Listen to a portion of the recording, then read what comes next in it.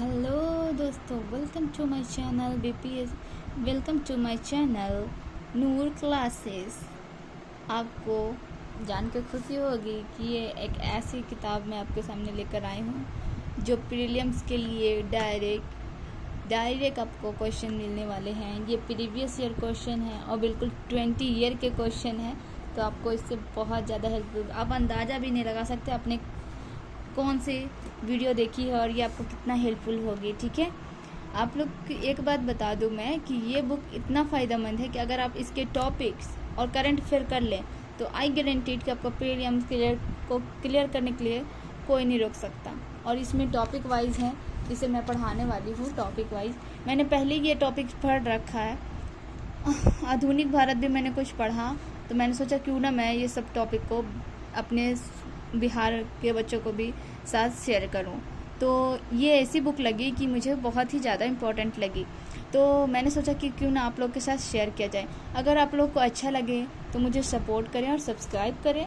अगर थोड़ा सा भी आपको लगे कि नहीं वीडियो में कुछ खास बात नहीं है या कुछ भी प्रॉब्लम लगे तो कमेंट में ज़रूर बताएं। तो शुरू करते हैं टॉपिक वाइज PYQ, वो भी 20 ईयर्स के। ओके, तो लेट्स स्टार्ट। क्वेश्चन नंबर 1 से आते हैं, वो भी देखिए प्राचीन भारत के। मैं ढेर सारी क्वेश्चन कराने की कोशिश करूँगी जिससे जल्द से जल्द आपके सारे सिलेबस के साथ टॉपिक के साथ क्लियर हो जाए।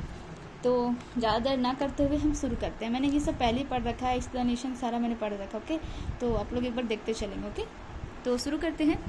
ये एक्सप्लेनेशन आपको इतना इंपॉर्टेंट है ना कि आप अगर एक्सप्लेनेशन देख लेते हैं ना तो आई गारंटीड आपको जो क्वेश्चन आने वाले हैं ना और आगे जो क्वेश्चन देखोगे आप कहोगे कि ओह माय गॉड, ये क्या देख रखा है मैंने, ये सारे तो रिपीट हो रखे हैं। ओके, तो शुरू करते हैं। निम्नलिखित में से कौन सा प्राचीन भारत में बौद्ध शिक्षा का प्रसिद्ध केंद्र नहीं था? तो आपको पहले ही पता है कि वल्लभी, विक्रमशिला और नालंदा पहले ही से था। और कौन नहीं था? तो वो था नागपुर। ऑप्शन नंबर ए। आप लोग के लिए मैं टिक भी कर दे रही हूँ क्योंकि मैंने पहले ही इसे अंडरलाइन कर रखा है। ओके, और ये इसका एक्सप्लेनेशन है, एक्सप्लेनेशन से भी आपको क्वेश्चन आने वाला आगे, तो एक बार पढ़ लेंगे। ओके, क्वेश्चन नंबर 2 कह रहा है कि भारत में किस राज्य के चित्रकूट मंदिर स्थित है? किस राज्य में चित्रकूट मंदिर स्थित है? तो वो है मध्य प्रदेश। कहाँ है? मध्य प्रदेश। मध्य प्रदेश में है। अगर मैं एक्सप्लेनेशन को पढ़ूंगी तो वीडियो ज़्यादा लेंदी हो जाएगा और आपको ज़्यादा से ज़्यादा क्वेश्चन देखने को नहीं मिलेगा। ये बुक्स पूरे 3000 क्वेश्चन की है और आपको 3000 से ऊपर कहीं नहीं प्रीलिम्स में पूछने वाला। ओके, तो शुरू करते हैं टॉपिक वाइज। मैं आपको क्वेश्चन के साथ आंसर बताऊंगी और आप उसके एक्सप्लेनेशन को भी साथ में पढ़ते चलेंगे। ठीक है, क्वेश्चन नंबर 3 कह रहा है कि दुनिया की सर्वाधिक प्राचीन सभ्यता कौन सी थी?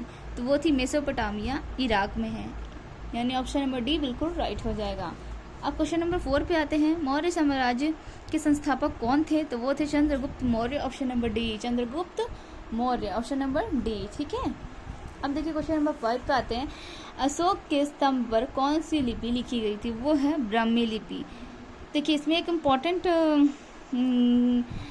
आएगा जिसको आपको कहते हैं खरोष्टी लिपि। खरोष्टी लिपि जो होती है वो दाहिने से बाएं लिखी जाती है, बिल्कुल एक लैंग्वेज उर्दू की तरह। ठीक है, तो ये टॉपिक आगे भी पढ़ा हुआ, मैंने बताया ना आपको कि मैंने पढ़ रखा है, तो मुझे पता है कि आगे कौन से टॉपिक से क्वेश्चन पूछ रखा है। ठीक है, तो अब आते हैं क्वेश्चन नंबर 6 में।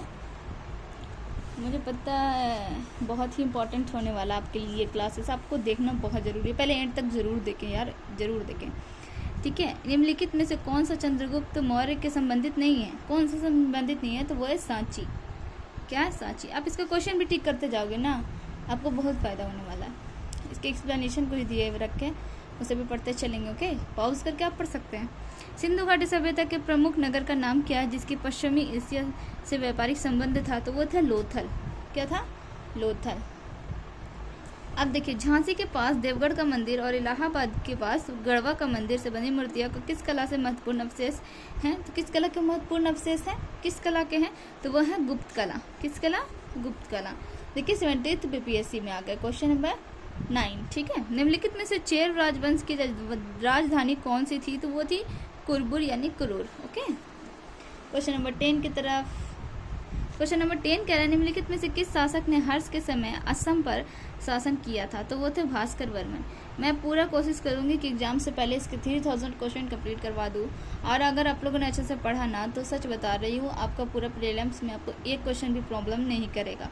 बीपीएससी ने क्वेश्चन हमेशा रिपीट किया है, और PYQ यानी रिपीट क्वेश्चन, यानी कि आपका प्रीलिम्स में डायरेक्ट क्वेश्चन। ठीक है, एंड तक वीडियो देखें ताकि आपको पूरा कुछ समझ में आए कि आप किस टॉपिक को पढ़ रहे हैं और आपको इससे कुछ फ़ायदा होने वाला भी है कि नहीं होने वाला। आप इसके एक्सप्लेनेशन को भी पढ़ते चलेंगे। ठीक है, क्वेश्चन नंबर 11 कह रहा है राजा पर्वसेन के बारे में निम्नलिखित पर विचार करें। तो इसका क्या होगा? ऑप्शन नंबर डी होगा, यानी कि उपयुक्त में से एक से अधिक, यानी कि इसके बारे में आप एक्सप्लेनेशन पढ़ सकते हैं। इसका ऐसे ऑप्शन नंबर डी होगा, और इसका एक्सप्लेनेशन को पढ़ लें कि इसमें आपको सारे बारे में प्रवेशन प्रथम वास्तविक संस्थापक था, यस मतलब ए भी सही है, और वर्तमान में हैदराबाद में प्रभाव बुंदेलखंड जंजीर हैदराबाद तक है, बी भी सही है, यानी कि एक तो और सही हो सकता है, यानी 2 सही है इसमें, पहले ए और बी सही हो चुका है। ठीक है, क्वेश्चन नंबर 12 पे आते हैं। निम्नलिखित में से किस महान शासक ने प्राचीन भारत में हर्यक वंश की स्थापना की? हर्यक वंश यानी बिंबिसार, हर्यक वंश यानी बिंबिसार। ठीक है, और अजात शत्रु, इसका बहुत आगे क्वेश्चन है। ओके, तो इस पर आप लोग थोड़ा सा इसका एक्सप्लेनेशन थोड़ा अच्छे से पढ़ लेना। ठीक है, क्वेश्चन नंबर अब आते हैं 13 की तरफ। 13 कह रहा है, 13 क्या कह रहा है कि शिशुनाग वंश के बाद मगध पर किस वंश का प्रशासन था? तो वो था नंद वंश। Option number D, option number C बिल्कुल राइट हो जाएगा। अब कहते हैं क्वेश्चन नंबर 14 की तरफ। आजीविका संप्रदाय के बारे में निम्नलिखित में विचार कीजिए। तो इसका होगा option number A, option number B, और इसके उत्तर में ए, बी और डी बिल्कुल सही है। आप इसको पढ़ सकते हैं। अब देखिए 69 बीपीएससी पे आ गए हैं। तो कह रहा है 15 क्वेश्चन नंबर, प्रशासन मंत्रिपरिषद थी, वो थी मराठा प्रशासन में, यानी ऑप्शन नंबर बी बिल्कुल राइट हो जाएगा। और इसके जो सारे मंत्री थे उसको पहले क्या कहा जाता था, इससे क्वेश्चन बार बार पूछ चुका है आगे भी, तो इसको अच्छे से पढ़ लेना। ओके, अब देखिए क्वेश्चन नंबर कह रहे हैं 16 क्या कह रहा चाह रहा है वो देख लेते हैं कि बोधिस्त्व पद्मपाणि की पेंटिंग कला है वो क्या है? तो अजंता में स्थित है। कहाँ है? अजंता में। कहाँ है? अजंता में। ठीक है, आप क्वेश्चन नंबर 17 कह रहा है निम्नलिखित कथनों पर विचार करें।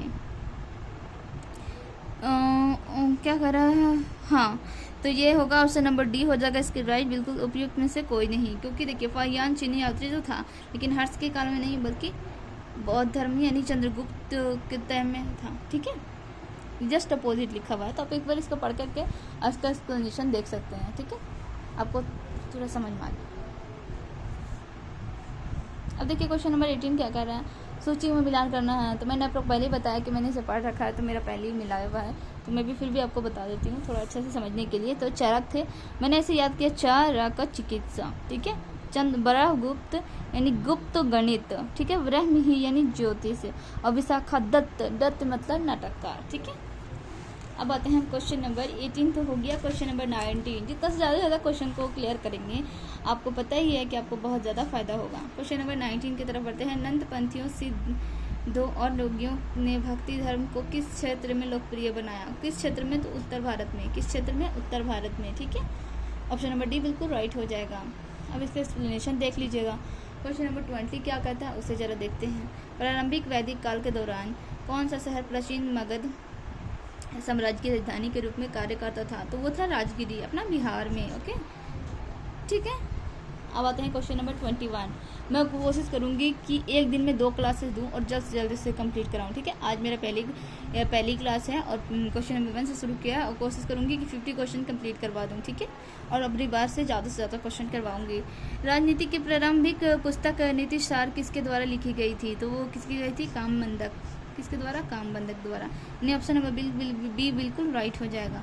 और इसके कुछ बुक्स और ऑथर हैं पुराने जो उसको आपको जरूर पढ़ लेना है। ठीक है, अब आते हैं क्वेश्चन नंबर 22। चीनी स्रोत के अनुसार श्रीलंका के शासक मेघवर्धन ने गया के बौद्ध मंदिर बनाने के अनुमति के लिए निम्नलिखित में से किस गुप्त राजा के पास एक मिशनरी भेजा था? समुद्रगुप्त के पास। ऑप्शन नंबर बी बिल्कुल राइट। ठीक है, आप उसको देख लीजिए। अब देखिए क्वेश्चन नंबर 23 की तरफ। भारतीय कला के स्तूप, चैत्य और विहार का निर्माण निम्नलिखित में से किसके संबंधित है? तो वो है बौद्ध धर्म से। किससे है? बौद्ध धर्म से। ठीक है, क्वेश्चन नंबर 24 की तरफ वो क्या कह रहे हैं?